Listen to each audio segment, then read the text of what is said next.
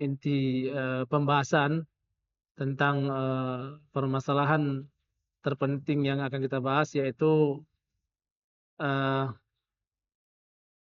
kitabnya Ibnu Katsir rahimahullah, yaitu Qasasul Anbiya, yang akan kita insyaallah kita bahas minggu depan insyaallah. Adapun malam hari ini kita akan membahas tentang sebegitu pentingkah ataupun seberapa penting mempelajari sejarah ini, sebab seorang umat, seorang yang kuat akidahnya akan mantap, akan semangat membela Islam ketika dia memahami sejarah.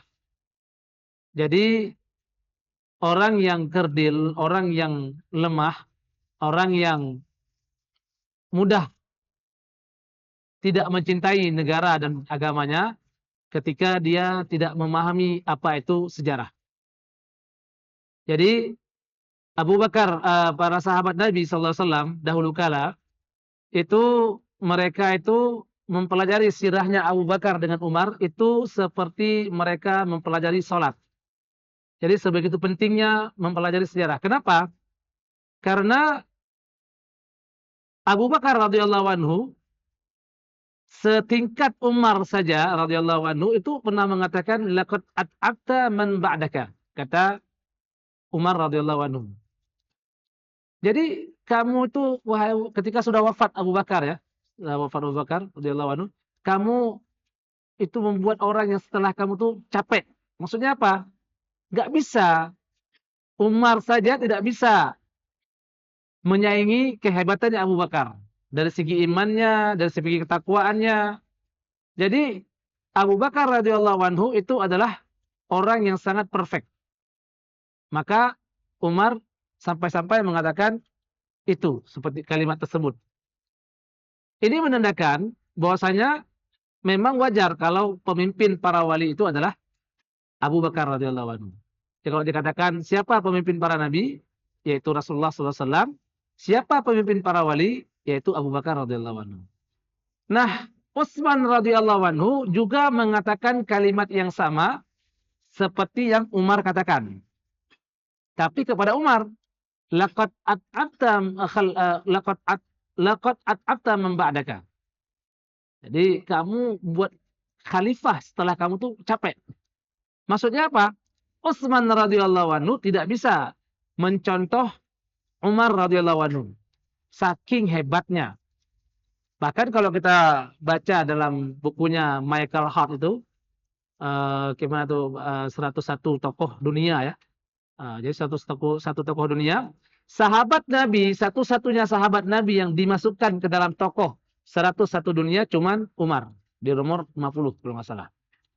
Jadi tokoh Islam di situ cuman ada Nabi Muhammad SAW dan Umar radhiyallahu anhu. Adapun Nabi Isa itu versi Kristen. Nah, Paulus juga masuk. Nah, Umar radhiyallahu anhu ini jangankan orang-orang Eropa, jangankan orang Muslim, orang Eropa saja mengakui kehebatannya Umar radhiyallahu anhu. Bahkan dimasukkan ke dalam 101 tokoh terpengaruh di sepanjang sejarah. Nah, ini luar biasa. Tapi meski hebat Sayyidina Umar, Umar sendiri mengatakan Abu Bakar radhiyallahu anhu lebih hebat daripada Umar sendiri. Nah, ini makanya kita perlu belajar sejarah. Kenapa? Dengan kita belajar sejarah, kita ngerti bagaimana kehidupan para sahabat Nabi, tabi'in sampai kehancuran Andalusia. Ini akan kita pelajari semua insyaallah. Sebab kalau kita tidak tahu sejarah, saya dulu ingat waktu saya masih di pesantren ya. Waktu saya masih di pesantren dulu di Aceh sana, itu saya kan sering baca penemu-penemu ini, Isaac Newton, apalagi Alexander Graham Bell dan lain-lain ya. Itu saya sempat bertanya, hebat betul ya. Hebat nih ya orang-orang orang barat ya. Kenapa tidak ada tokoh Islam? Ini saya pertanyakan dalam diri saya dulu. Kemudian ketika saya pelajari sejarahnya Muawiyah radhiyallahu anhu, sejarahnya fitnah sahabat, itu saya sempat kok begitu ya Muawiyah ya, kok begitu ya. Nah, ini bahkan ada guru kawan saya itu cerita bahkan Muawiyah itu dianggap sebagai bandit katanya. Muawiyah itu bandit. Nah, bandit. Nah, itu framing kita seperti itu dulu. Kenapa? Karena kita betul belum mengerti sejarah, tambah lagi ada orang yang mencampur aduk tentang sejarah ini. Nah, padahal kalau kita baca sejarah, setelah saya ke Mesir dulu, ya, kemudian saya awal awal ketertarikan saya membaca sejarah itu karena saya pernah bawa bahasa Syiah di sini ya. Setelah saya diskusi panjang sama orang Syiah selama setahun kurang lebih ya, selama setahun lebih kurang lah. Tepatnya dia itu orang Aceh tapi belajar di KUM Iran. Nah, saya diskusi sama dia tuh kurang lebih setahun. Nah, di situ saya mulai buka sejarah. Ternyata kita tidak banyak sekali yang tidak kita pahami dalam sejarah ini, sehingga kita menjadi salah paham pada tokoh-tokoh muslim yang harusnya kita tokohkan, justru orang yang tidak kita tokohkan, kita tokohkan. Nah, ini dari situ saya tergerak untuk belajar dan mempelajari lagi sejarah. Karena orang yang betul-betul mempelajari sejarah, dia tidak akan terpengaruh apapun yang terjadi dalam media sosial. Hari ini fitnah itu luar biasa. Ya, kita nggak tahu lagi mana hitam, mana putih, kita nggak ngerti lagi itu. Maka kita hari ini untuk mengetahui akidah kita, untuk mengetahui kehidupan kita, maka kita punya sumber. Yang dari sumber itu kita akan bergerak. Maka kalau kita mau menyesatkan, membenarkan seseorang, kembali ke sumbernya. Jangan lihat personnya. Karena personnya bisa saja salah. Tapi sumbernya apa yang dia pegang? Sebab dari sumber itu dia akan tergerak hatinya. Nah, dari situ kita lihat, ternyata Islam dari zaman Abu Bakar sampai zaman runtuhnya Khalifah Utsmaniyah itu, ternyata Islam agama yang sangat-sangat luar biasa. Kalau dikatakan Islam menyebarkan agama dengan pedang, itu bisa tertolak 100%. Sangat beda antara orang Kristen ataupun orang-orang non-Muslim ya, Hindu kah, Buddha kah, ketika menyebarkan, menaklukkan satu daerah dengan Islam ketika menyebarkan dan menaklukkan satu daerah itu beda sekali. Karena kenapa? Tujuan kita Islam Muslimin menyebarkan bukan menaklukkan, bukan menyerang, bukan menjajah, menaklukkan ya. Menaklukkan satu daerah itu karena kita ingin menyampaikan dakwah. Kalau dia terima silakan, kalau nggak terima silakan. Berarti ada konsekuensinya, tapi bukan darah yang pertama sekali. Kita ambil contoh saja misalnya Mesir. Mesir itu dikuasai oleh Muqawqis Romawi. Itu dahulu kala saya pernah baca di kitab judulnya Al-Qibti fi Mesir ya. Qibti orang Mesir asli di Mesir ya, dahulu kala sebelum masuk Islam. Dahulu kala orang-orang Romawi itu ketika orang-orang Mesir belum masuk Islam, belum mengenal Mesir, belum mengenal Islam ya. Itu kalau misalnya tentaranya lagi jalan-jalan nih. Jika jalan-jalan, dia lihat ada satu rumah, ada perempuan cantik. Istri cantik misalnya. Itu ketika dilihat ada istri cantik, langsung dibuka pintu, ayahnya, suaminya, abangnya disuruh keluar. Suruh keluar, dan perempuan itu dinikmati sama tentara ini. Itu tertulis dalam sejarah. Makanya jangan heran ketika Amr bin As yang pasukannya cuma 4.000 orang, atau 8.000 orang, ya, masuk ke Mesir yang jumlahnya ratusan ribu orang, bisa dengan mudah mengalahkan tentara Romawi di Mesir. Kenapa? Karena orang Mesir sendiri membantu Amr bin As. Ini mengatakan apa? Kita katakan apa? Kalau kita bandingkan antara aktor-aktor Eropa, aktor-aktor Muslim, itu jauh beda. Orang Eropa hampir tidak ada aktornya. Orang Eropa hampir tidak ada orang yang hebat yang bisa dikenang dalam sejarah. Hampir tidak ada. Sehingga mereka ciptakan tokoh-tokoh fiksi. Ya. Sedangkan orang Islam, nah kalau kita urutkan satu-satu, ya, itu tidak ada. Tidak ada yang menandingi. Misal kita bilang, Umar bin Abdul Aziz rahimahullah. Ya, yang dikatakan beliau Khalifah al-Khamisah, itu Khulafaur Rasyidin yang kelima. Meski ini ada perbedaan, ada yang mengatakan Hasan, ada yang mengatakan Umar bin Abdul Aziz radhiyallahu anhu. Umar bin Abdul Aziz ini ketika beliau wafat ya, ketika beliau wafat, itu Leon III, Kaisar Romawi, Leon III menangisnya seperti bayi nangisnya. Leon III itu nangis. Jadi orang pendeta itu tanya, wahai Kaisar. Jadi kalau Romawi itu dikatakan Kaisar, ya. Kalau Persia dikatakan Kisra. Kalau misalnya raja-raja raja-raja eh, Ethiopia, Habasyah itu Tubba, ya. Jadi orang-orang orang-orang pendeta ini heran kenapa Leon III itu nangis. Dia bilang, apa jawaban Leon III? Dia bilang, Umar bin Abdul Aziz beda dia. Ya, padahal musuhnya nih, ini musuhnya nih. Umar bin Abdul Aziz, kalau misalnya ada rahib pendeta, dia tidak mau dunia, memang tidak datang dunia kepada dia. Seorang rahib, dia cuma menghabiskan waktunya di tempat ibadahnya, tidak ada dunia. Dia memang itu keinginannya. Tapi Umar bin Abdul Aziz rahimahullah, dia dunia datang kepadanya. Ketika masa Umar bin Abdul Aziz berkuasa setelah Khalifah Sulaiman bin Abdul Malik, Umar bin Abdul Aziz ini kekuasaannya sudah mencapai Andalusia. Ya, sudah mencapai ke India. Ya, sudah sampai ke Sen dan perbatasan Cina. Jadi kekuasaan beliau sudah luar biasa. Nah, tetapi beliau itu hidupnya lebih miskin dari orang rakyatnya sendiri. Ini aneh.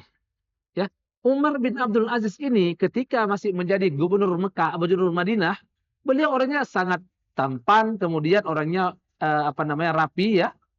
Rapi, tampan, ya. Tapi ketika beliau jadi khalifah, justru beliau seperti orang tua sudah. Jadi kurus ya. Kenapa? Memang dia urus negaranya. Ketika Fatimah itu istri beliau. Beliau menikah ketika Fatimah ini ayahnya khalifah, abangnya khalifah, suaminya khalifah. Nah, jadi memang dia anaknya khalifah. Fatimah binti Abdul Malik ya, bin Marwan. Setelah Umar bin Abdul Aziz menjadi khalifah, apa pertanyaan yang diajukan kepada istrinya, Fatimah? Wahai Fatimah, saya sudah jadi khalifah. Kamu pilih dunia atau pilih akhirat? Kalau kamu pilih akhirat, kalau kamu pilih dunia, hari ini saya menceraikan kamu. Insyaallah. Kan ini anak raja nih, permaisuri. Anak raja, abangnya raja juga. Abangnya Sulaiman bin Abdul Malik. Ya, dan suaminya juga raja.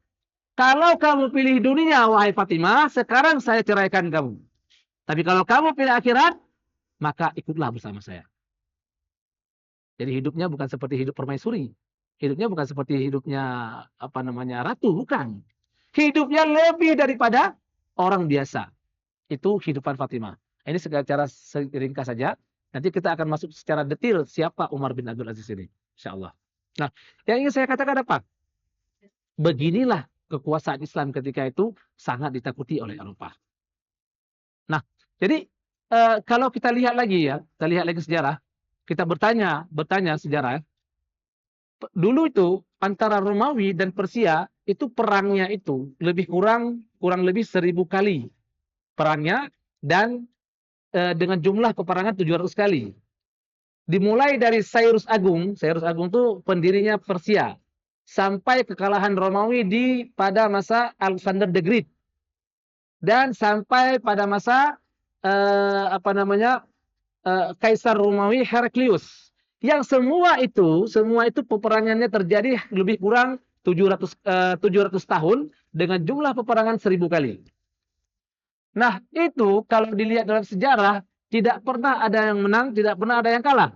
Jadi sekali menang sekali menang Persia, sekali menang nanti Romawi, dan begitu terus. Nah, sampai pada masa Yazdajjar, Persia kalah oleh Romawi. Nah, yang intinya kita katakan 700 tahun itu tidak ada menang, tidak ada yang kalah. Tetap Persia masih memegang kendalinya dan Romawi masih memegang kendalinya. Nah, tetapi dimulai dari awal perang Mu'tah, 3.000 pasukan muslim yang dipimpin oleh Khalid bin Walid, ya, yang terakhirnya Khalid bin Walid, yang pertama Ja'far bin Abi Thalib, kemudian Abdullah bin Rawahah, kemudian Zaid bin Harisah pertama, kemudian Ja'far bin Abi Thalib dan Abdullah bin Rawahah, yang ketiga-tiganya akhirnya syahid, kemudian dilanjutkan oleh Khalid bin Walid. Ini ketika itu, ya, itu awal pertama perangnya Romawi dengan Muslimin. 3.000 pasukan melawan 200.000 pasukan. Kalau dipikir secara logika nggak akan menang nih, nggak akan menang, ya. Tapi buktinya apa? Alhamdulillah menang. Nah, terhitung dari situ sampai ke tahun keempat di kekuasaan Umar radhiyallahu anhu, akhirnya Persia runtuh, ya. Kemudian Heraklius runtuh. Akhirnya Heraklius pergi dari Syam, meninggalkan Syam menuju ke Konstantinopel. Nah, ini dalam hitungan 4 tahun saja terhitung dari Abu Bakar radhiyallahu anhu sebagai khalifah pertama sekali yang melancarkan peperangan terhadap Romawi sampai kepada perang Qadisiyah pada Umar radhiyallahu anhu dan perang Yarmuk diselesaikan oleh Umar radhiyallahu anhu. Dua hegemoni besar ini, dua kekuatan besar ini runtuh kedua-duanya dalam waktu yang hampir bersamaan. Ini nggak mungkin manusia ini. Sehingga ketika satu hari ketika di perang Qadisiyah itu tentara Persia sudah lari ke Madain, jadi ada sungai di situ. Sungai itu diruntuhkan jembatannya, diruntuhkan jembatannya. Nah, akhirnya orang Islam tidak bisa lewat ke Madain. Nah, akhirnya Sa'ad bin Abi Waqqas radhiyallahu anhu, beliau ketiduran. Akhirnya bermimpi beliau. Apa mimpinya? Mimpinya tiba-tiba Allah memerintahkan kepada Sa'ad bin Abi Waqqas dan tentaranya untuk melewati sungai itu tanpa ada rasa takut sama sekali. Jadi lewatnya biasa saja. Nah, akhirnya terbangunlah Sa'ad bin Abi Waqqas. Akhirnya Sa'ad bin Abi Waqqas melewati sungai tersebut. Itu semua tentaranya lewat tanpa ada rasa takut. Biasa saja, seperti lewat darat. Dan cuma satu orang saja yang jatuh. Jadi ketika ada yang naik kuda tuh, lewat kuda, jatuh kudanya. Nah, jatuh kuda cuma satu orang. Yang jatuh itu akhirnya diangkat oleh Ka'ka' bin Tamir At-Tamimi. Ya. Ka'ka' bin Amir At-Tamimi diangkat dengan satu tangan. Jadi kudanya plus manusianya itu diangkat dengan satu tangan. Begini. Cam. Jadi orang-orang Persia ketika itu melihat kekuatan orang-orang muslimin, mereka down. Apa kata mereka? Bagaimana caranya kita menang melawan tentara jin? Tentara jin katakannya. Kenapa? Karena lewat itu biasa saja. Ini semua adalah karena apa? Pertolongan Allah, tidak lain. Sebab tidak mungkin menang. Tentara Persia itu ada gajahnya, ada singanya, bahkan tentaranya tuh tingginya hampir-hampir 2 meter. Senjatanya tuh sangat lengkap. Tapi apa yang terjadi? Mereka takut dan ciut dengan orang-orang tentara muslimin. Nah, ini kalau kita melirik kepada para sahabat Nabi, apa sih rahasia kemenangan mereka? Makanya ketika Dr. Mustafa Imarah, profesor di Mesir itu, ahli sejarah beliau, ditanya sama wartawan, wahai dokter, kalian orang Islam apa mau kembali ke belakang lagi? Maksudnya kolot gitu. Dia mau bilang seperti itu. Akhirnya jawab oleh Dr. Mustafa Imarah, kembali ke belakang kayak mana yang maksud kamu? Apakah kembali ke belakang ketika orang-orang Andalusia tidak mengerti sabun kita yang ajarkan? Ataukah kita kembali ke belakang ketika orang-orang Eropa dikalahkan oleh Harun al-Rashid? Bahkan Harun al-Rashid mengatakan ila Kaisar Rum, ila kalbir Rum, katanya, kepada anjingnya Roma. Bahasa kita ya, anjing Roma Nakfur namanya. Anjingnya Roma kata Harun al-Rashid. Apakah kembali ke situ? Jadi apakah kita kembali kepada perang Mohaks yang itu tentara 22 negara Eropa, koalisi Eropa menyerang Sulaiman Al-Kanuni hanya dikalahkan dalam hitungan 90 menit saja. Apakah seperti itu kita boleh? Jadi akhirnya wartawan itu terdiam. Nah, ingin kita katakan apa? Ternyata muslimin itu bukan orang biasa. Ya, coba kita lihat bagaimana kemajuan orang Islam ketika dahulu kala. Ketika masa-masa Islam masuk ke dalam Andalusia, Eropa. Islam masuk ke Andalusia, itu jumlah pasukannya 12-13 ribu orang. Dipimpin oleh Tariq bin Ziyad dan Musa bin Nusair. 12-13 ribu orang. Nah, tentara Rodrik ketika itu, Spanyol, tentaranya itu lebih kurang, kira-kurang lebih 200 ribu orang. Tapi bisa dikalahkan dengan mudah oleh Musa bin Nusair yang usianya ketika itu sudah mencapai 80 tahun ke atas. Dan kakinya pincang. Musa bin Nusair itu kakinya pincang. Dengan mudah dia kalahkan tentara Rodrik sampai-sampai tentara Islam itu hampir sampai kepada Perancis dan Portugal. Jadi musuhnya Musa bin Nusair setelah menghancurkan dan menaklukkan Spanyol, kemudian menuju ke Perancis, kemudian menuju ke Portugal, menuju ke Konstantinopel.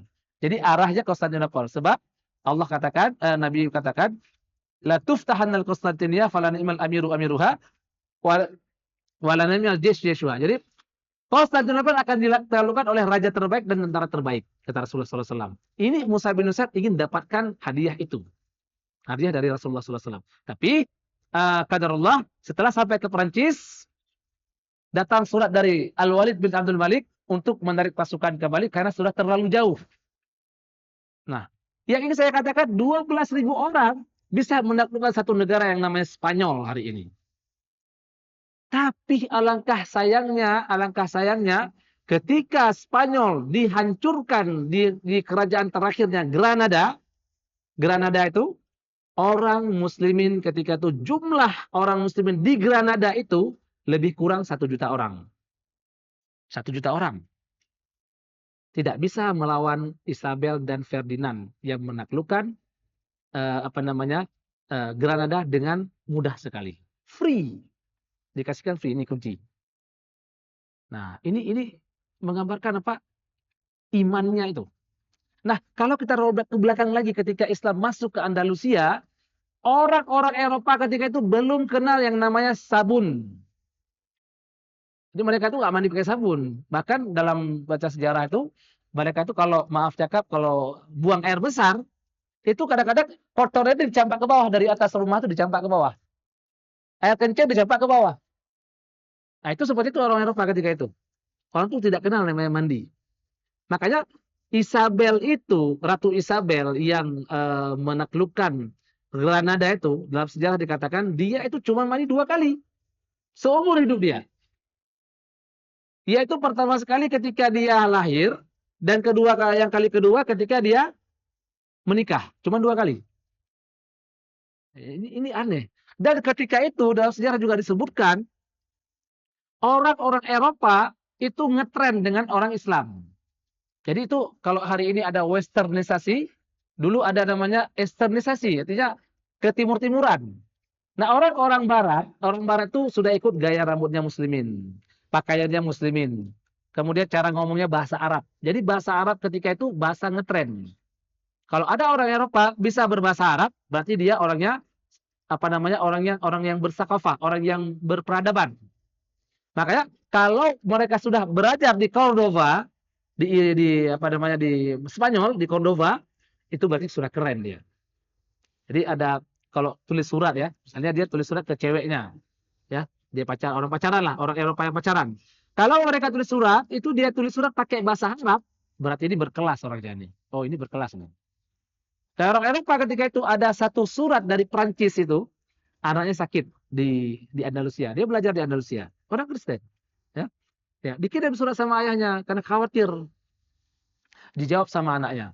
Wahai ayah, kamu jangan khawatir dengan saya ketika saya sakit di sini. Karena di sini orang muslim itu memperlakukan orang sakit dengan sangat bagus. Jadi saya itu selalu dicek. Bahkan setelah saya sembuh, Setelah saya sembuh, saya ditempatkan dulu di ruang isolasi dulu. Maksudnya mau dipastikan betul-betul sembuh udah. Kemudian setelah saya keluar, saya diberikan uang lah kalau saya kita hari ini. Jadi jangan khawatir. Begitu model ketika itu pada masa Andalusia, masa-masa hebatnya Andalusia. Jadi di Andalusia juga ada kamar mandi umum yang ketika itu belum ada di Eropa. Ya, kamar mandi umum ini setelah ditaklukkannya Granada oleh Isabel, maka kamar mandi ini dihancurkan sama dia. Nah, setelah itu baru terjadi pengadilan Mahakim Taftish atau pengadilan inkuisisi. Nah, ini kalau kita belajar dari sejarah juga, inilah apa penyebabnya. Satu penyebabnya. Penyebabnya Abdullah As-Saghir ini berontak kepada ayahnya, tapi dia minta bantuan kepada Isabel dan Ferdinand. Pengkhianatan. Jadi dia pengkhianatan.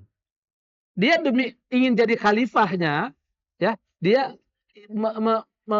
mengkudeta ayahnya sendiri oleh Abdullah As-Saghir, kemudian dia masukkanlah Isabel untuk membantu dia. Setelah sukses, ternyata Isabel dan Ferdinand tidak mau keluar lagi. Sempat juga perang-perang kecil, tapi dia nggak sanggup.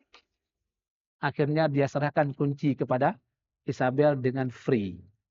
Dan dia pergi sambil nangis. Maka ibunya mengatakan, menangislah engkau seperti menangisnya bayi. Ya, apa? Menangislah engkau seperti menangisnya seorang perempuan. Dia bilang ke anaknya itu seperti orang perempuan. Abdullah As-Saghir ini, tapi sudah bubur. Nasi sudah jadi bubur. Nah, kalau orang Eropa yang menguasai Islam, yang menguasai negara Islam, itu akan terjadi pembantaian besar-besaran dari awal, dari dulu, dari pada masa Perang Salib I sampai penaklukan Baghdad, sampai penaklukan kota Konstantinopel, sampai penaklukan dinasti Utsmaniyah oleh orang-orang munafik, yaitu Mustafa Kemal Atatürk. Nah, ketika Islam ditaklukkan oleh Granada ditaklukkan oleh Isabel, dia melihat Istana Hamra itu luar biasa. Luar biasa. Sampai takjub dia. Ya. Kemudian apa yang terjadi? Terjadilah pengadilan inkuisisi ataupun pengadilan Mahakim Taftish, pengadilan yang tanpa diadili. Yang penting dia ucapkan Allahu Akbar, itu sudah kriminal terbesar. Hukumannya pun luar biasa. Di antara hukuman luar biasa sampai Napoleon Bonaparte orang Prancis. Dia orang kafir. Dia bahkan menaklukkan orang Islam, tapi tidak sekejam dengan yang dilakukan oleh Spanyol kepada orang Muslimin ketika itu. Sampai Napoleon Bonaparte itu berpikir, kok ada manusia disiksa seperti ini? Ya, ketika dia berhasil menguasai Spanyol ketika itu, Napoleon Bonaparte. Jadi di antara penyiksaan yang dilakukan oleh orang-orang tentara Kristen ketika itu, ya, di antaranya adalah seperti arus, ya. Jadi ada tong, ya, seperti tempat mumi itu, tempat mumi. Nah, jadi di situ ada taruh besi-besi yang tajam. Kemudian orang Islam itu dimasukkan ke dalam itu dan ditutup pintunya. Durinya ataupun pakunya itu segini panjangnya, nggak terlalu panjang. Tujuannya apa? Supaya matinya itu perlahan-perlahan. Jadi masuknya sedikit saja. Dibuka lagi, dimasukkan lagi. Nah, ada juga yang modelnya, diantaranya adalah seperti piramid seperti ini. Kemudian orang Islam di tengahnya ada tajam gini. Orang Islam diduduk secara telanjang di atas piramid itu. Dan di sininya dicor. Pakai semen supaya turun ke bawah. Seminggu terbelah. Nah, ini nanti akan kita jelaskan pada waktunya.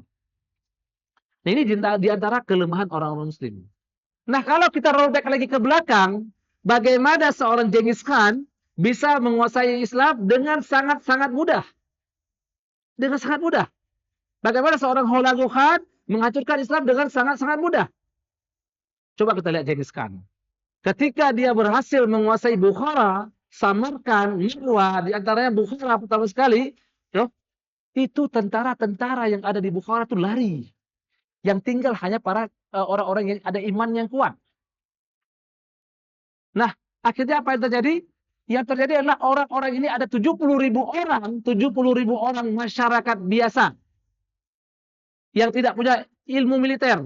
Karena para tentara sudah lari. Tentara sudah lari. Sangat sedih. Saya ketika baca itu sedih.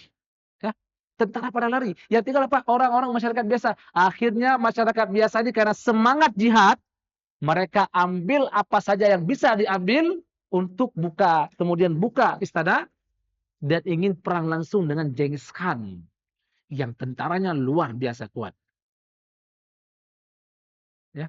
Akhirnya oleh Genghis Khan ketika dilihat tentara orang-orang biasa di keluar, senanglah dia.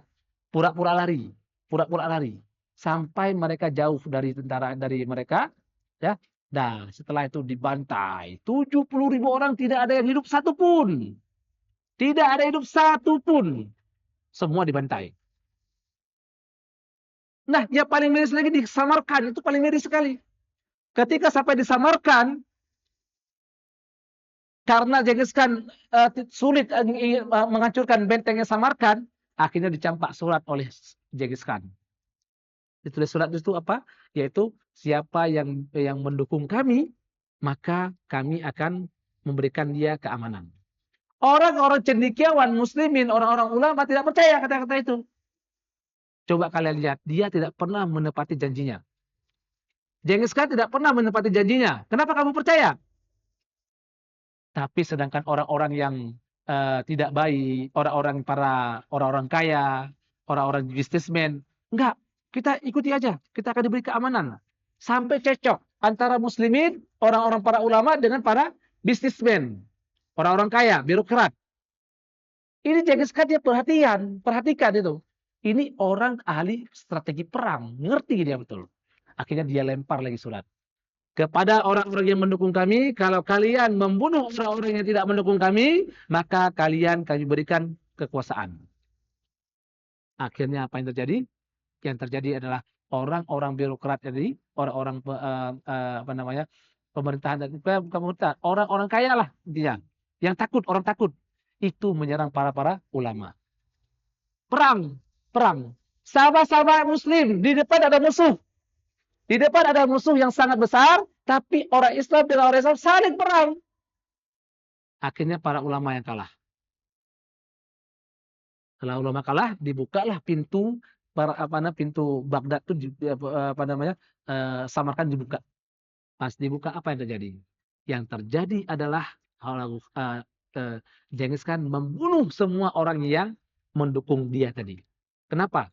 Dia katakan mereka dengan saudaranya saja seagama, ya, seagama itu, serumpun itu, dia berani mengkhianat. Apalagi kita orang biasa, orang yang dia belum kenal. Orang ini tidak pantas hidup, bunuh semuanya. Akhirnya semua dibunuh. Masya Allah. Apa yang mereka dapatkan? Tidak dapat. Yang paling miris lagi dalam tentara Genghis Khan itu, ada tentara-tentara yang sudah kalah oleh tentara Khawarizm, sudah kalah, itu dijadikan tentara. Mereka diberikan senjata untuk perangi orang Islam. Untuk perangi orang Islam. Kalau enggak, mereka dibunuh. Padahal kalau mereka berpikir secara logika, daripada mereka bunuh saudara dia, mending dia bunuh orang Mongol. Meski dia mati, tapi syahid. Ini mental sudah hancur. Iman enggak ada lagi. Enggak ada ifadillah yahfazka, enggak ada lagi itu. Jagalah Allah, Allah akan jaga kamu, tidak ada lagi itu. Jadi mental hancur. Dan paling miris lagi ketika masa-masa itu, ya, ada seorang tentara dari dari Mongol lagi sambil memabukkan. Dia lewati sebuah rumah yang ada keluarga kurang lebih 5 orang. Akhirnya dia buka pintu rumah itu, disuruh sujud semuanya. Sujud semuanya. Mau dipotong kepalanya semua. Apa yang terjadi? Apakah yang 5 ini membunuh orang itu atau lari? Tidak. Si Mongol ini tidak bawa pedang dia. Akhirnya dia bilang, tunggu kalian di sini ya, saya mau ambil pedang dulu.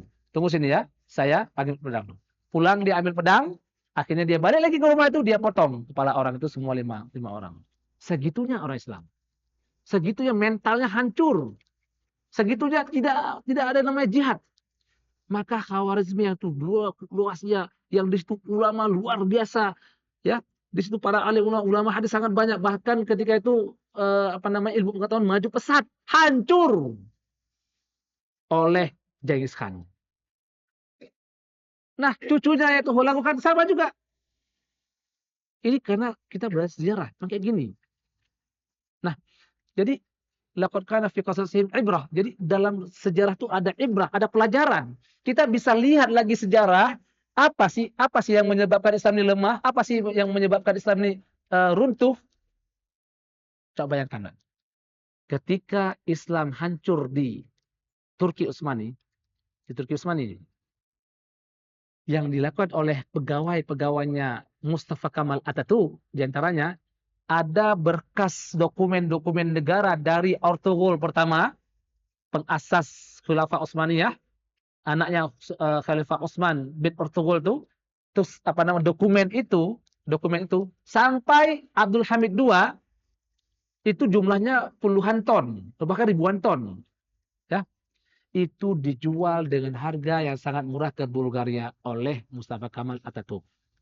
Dijual dengan harga murah. Jadi kalau bahasa kita hari ini mungkin 10 juta cuman. 10 juta. Hari ini kalau kita mau beli itu di Bulgaria, kita mau beli dokumen itu, kita mau beli dokumen negara itu, satu saja bisa ratusan dolar harganya. Saya tuh ingat dulu ketika kita di Mesir tuh kalau nulis tahqiq namanya, artinya mempelajari kitab turas, itu harus ada manuskrip. Harga manuskrip itu kurang lebih satu manuskrip saja dalam bentuk PDF. Bukan asli ya, PDF. Itu bisa $300. $300 kalau hari ini mungkin berapa ya? 5 juta, 10 8 jutaan lah mungkin. Ya. Itu satu kitab. Ini 50.000 ton kalau nggak salah saya. Artinya dibawa oleh Turki Utsmani oleh orang liberal Utsmani ke Bulgaria itu satu kapal laut dibawa ke sana semua. Apa enggak rugi Islam? Apa enggak sedih? Di situ dokumen negara, di situ ada buku-buku yang penting sekali, yang hari ini kalau dibeli bisa triliunan harganya, tapi dijual tidak sampai 10 juta. Itu ketika Islam di tangan orang yang tidak benar. Jadi kalau kita ingin menguasai lagi dunia ini, membuat tentara-tentara segan sama kita, itu kembali kepada Allah dan Rasulnya. Itu kata itu tidak ada, tidak. Itu memang harus. Ketika iman tidak ada, ya mudahlah. Bacalah sejarah. Kalau ingin balik lagi kepada sejarah kehebatan muslimin, maka kembali kepada sejarah bagaimana orang-orang hebat. Seperti saya katakan tadi, orang barat itu tidak ada bahkan. Maka mereka buat tokoh-tokoh fiksi seperti misalnya The Three Musketeers, atau ada 3 orang pahlawan hebat bisa menghancurkan satu negara, 3 orang saja. Itu khayalan. Tidak benar itu. Tapi khayalan itu dibuat seperti benar-benar betul. Ada kita lihat khalifah orang-orang barat, raja-raja barat seperti Umar bin Abdul Aziz, seperti Ali radhiyallahu anhu, seperti Abu Bakar, seperti Umar, nggak ada ya seperti itu. Seperti seperti Muhammad Al-Fatih ketika sampai berhasil menghancurkan Konstantinopel, dia berikan keamanan, bahkan kebebasan. Tidak ketemukan orang-orang seperti ini, tidak ada dalam sejarahnya. Maka kita lihat kali kalau penemu muslim kita harus buka juga, ya, itu banyak. Tapi sayang, manuskrip Islam itu banyak yang dihabiskan. Maka ketika Andalusia itu dikuasai oleh orang-orang barat, itu banyak tulisan-tulisan itu yang diterjemahkan dan bahkan dirubah namanya. Karena ketika itu pustaka yang ada terbesar di dunia itu pustaka Islam. Di Baghdad ada namanya pustaka An-Nizamiyah yang dihancurkan oleh Hulagu Khan. Kalau bukan karena anaknya yang mengatakan berhenti untuk menghancurkan Baghdad itu, habis dia hancurkan Baghdad itu. Tapi ada anaknya yang ini adalah kota indah, jangan kau hancurkan. Meski begitu 40 hari Hulagu Khan melakukan pembantaian yang luar biasa di Baghdad. Bahkan Khalifah Al-Musta'sim Billah itu dimasukkan ke dalam karung. Kemudian dipijak-pijak sampai mati. Nah, ini sekilas tentang pentingnya kita belajar sejarah. Untuk apa? Untuk semangat. Semangat. Makanya kitab sejarah yang terbaik itulah kitab sejarah yang dikarang oleh Ibnu Katsir. Al-Bidayah wan Nihayah. Judulnya Al-Bidayah wan Nihayah. Jadi kalau kita mau lihat bagaimana fitnah sahabat, peperangan yang terjadi antara sahabat, jangan lihat kitab lain selain Al-Bidayah wan Nihayah. Ini kitab paling penting. Ibnu Katsir ini siapa? Ibnu Katsir ini adalah di antara muridnya Imam Syekhul Islam Ibnu Taimiyah. Tahun 700 Hijriah ataupun abad ke-8. Nah, setelah beliau wafat, maka buku-buku sejarah selanjutnya semua merujuk kepada beliau dan yang lain-lain. Maka ini penting ya. Kita harus ada buku-bukunya Ibnu Katsir itu penting. Jadi kalau yang kita akan pelajari minggu depan insya Allah itu tentang kisah para nabi. Setelah kisah para nabi, kita lanjutkan dengan kisah sirah Rasulullah SAW, kemudian para sahabat-sahabatnya dan kejatuhan kebangkitan dinasti Umayyah. Di sini nanti ada nama-nama yang perlu kita kenal. Dan nama-nama yang harus kita kenal apa saja. Maka kita dalam sejarah ini insya Allah kalau kita berlanjut ya, itu akan kita urutkan. Urutkan sampai insya Allah, kalau Allah berikan umur panjang ya, sampai kejatuhannya dinasti Utsmaniyah dan siapa saja yang bermain di situ. Jadi kalau kita tidak urutkan seperti itu, kita kebingungan jadinya. Ini ada nama ini, ada nama ini. Ini ada Abbasiyah, ada namanya Al-Iqdisiyah, ada namanya Ibnu Tulun. Itu mana sih khalifahnya? Nah, maka harus diurut-urutkan sampai ke situ. Maka kalau kita pahami ini semua, insya Allah, ya, insya Allah. Kalau ada orang ingin mempermainkan tentang sejarah, kita tahu. Kita bisa jawab. Ternyata bukan seperti itu orang Islam. Maka umat yang tidak mengerti sejarah, maka umat ini akan hancur dia. Dia tidak suka, tidak cinta sama tokohnya. Nah, karena kalau kita baca betul-betul Abu Bakar, Umar itu, kalau kita baca betul-betulan, demi Allah saya katakan, kalau orang yang betul-betulan mempelajari sirah Abu Bakar, Umar, Utsman, Ali, maka dia akan katakan, ini bukan manusia. Ini bukan manusia, ini malaikat ini. Nggak ada manusia seperti itu. Maka Rasulullah SAW kita katakan adalah Rasulullah telah berhasil membuat generasi terbaik. Tidak ada yang lebih baik daripada generasi sahabat Nabi. Jadi kalau kita itu tahu itu, kalau ada sahabat orang yang menghina sahabat, kita nggak akan terima. Ini ada orang ketika dihina Ummul Mukminin Aisyah radhiyallahu anha, santai-santai saja sambil ketawa sambil ngerokok. Ummul Mukminin dituduh pelacur, dituduh berzina, nauzubillah min dzalik. Kok kita diam saja? Ini kadang nggak paham siapa sih Aisyah itu. Ketika ada yang menghina Umar, bahkan dibuat acara perayaan besar-besaran matinya Umar. Kok kita diam-diam saja? Emang siapa Umar itu? Ini perlu kita pelajari semua. Orang yang tidak mengerti sejarah tidak akan tahu paling. Nah, mungkin insya Allah ini insya Allah akan kita urutkan ya. Insya Allah closingnya di antara buku-buku sejarah yang perlu kita ada sama kita, di antaranya adalah kitab Tarikh Al-Muluk wal Umara karangan Imam At-Tabari. Cuman kitab tersebut masih berbentuk sanad-sanad yang terkadang ada sanad-sanad yang masih lemah. Maka sebaiknya kita baca Ibnu Katsir ini. Ada juga Tarikh Dimashq karangan Imam Ibnu Asakir tahun 400 Hijriah, juga Khatib Al-Baghdadi, ya, itu juga bagus. Itu semua rujukannya kepada Tabari. Cuman kalau kita lihat ingin yang sudah dirangkum dengan sedemikian rupa dengan sanad-sanad yang bagus, ya, itu kita rujukan kepada kitabnya Ibnu Katsir, Al-Bidayah wan Nihayah. Ini penting ya. Kita ketahui dan kita jauhi setidaknya buku-buku yang bermasalah dalam sejarah seperti karangannya Al-Mas'udi. Kalau karangan Al-Mas'udi itu sebaiknya dijauhi meski nggak semua salah ya. Al-Mas'udi meski nggak semua salah. Tapi beliau itu tersusupi dengan pemikiran-pemikiran Syiah. Maka sebaiknya kita jauhi. Kita pegang saja kitabnya Ibnu Katsir. Jadi kalau ingin mengetahui sejarah benar-benar bagaimana perang Siffin itu, terbunuhnya Hussein, terbunuhnya Abdullah bin Zubair dan lain-lain, maka kita kembali kepada kitab Al-Bidayah wan Nihayah. Kalau buku karangan hari ini yang bagus dan bagus kita konsumsi itu semua yang dikarang oleh Mustafa As-Salabi. Ya, terjemahannya banyak ya. Mustafa As-Salabi dengan Dr. Raghib As-Sarjani. Ini bagus. Dan rujukan utama beliau juga kembali kepada Ibnu Katsir, Al-Bidayah, Wan Nihayah, dan lain-lain. Ini saja mungkin sebagai pembukaan tentang sejarah yang harapan kita semua adalah dengan kita tahu sejarah ini, maka kita semangat. Dengan tahu sejarah ini, kita tahu tauhid yang benar.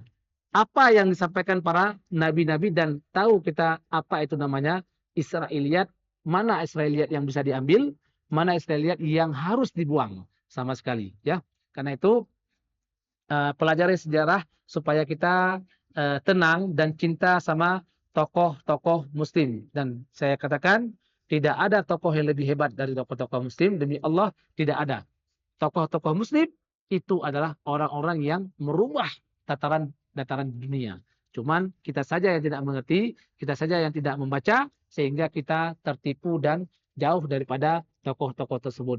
Jadi di antara sebab cinta Allah kepada kita, kata Syekh Utsaimin radhiyallahu rahimahullah, di antara cintanya Allah kepada kita, kita itu suka ketika mendengar tokoh-tokoh muslim dan tidak suka dengar tokoh-tokoh yang lain. Ini di antara bentuk cintanya Allah kepada kita. Wallahu a'lam bishawab. Semoga Allah memudahkan ini dan mengingatkan kita yang tentunya kalau kita belajar sejarah itu akan dapat banyak nama-nama ya. Maka itu harus dicatat karena kita bisa lupa ya, nama-namanya agak sulit. Saya juga bukan ngafal sebenarnya tapi karena baca teringat itu saja. Nah, insyaallah kalau kita berlanjut ya di bawah pulpen untuk nulis nama-nama ini supaya kita teringat siapa sih tokoh-tokohnya. Wallahu a'lam bishawab. Subhanakallahumma wa bihamdik, asyhadu an la ilaha illa anta, astaghfiruka wa atubu ilaik. Assalamualaikum warahmatullahi wabarakatuh.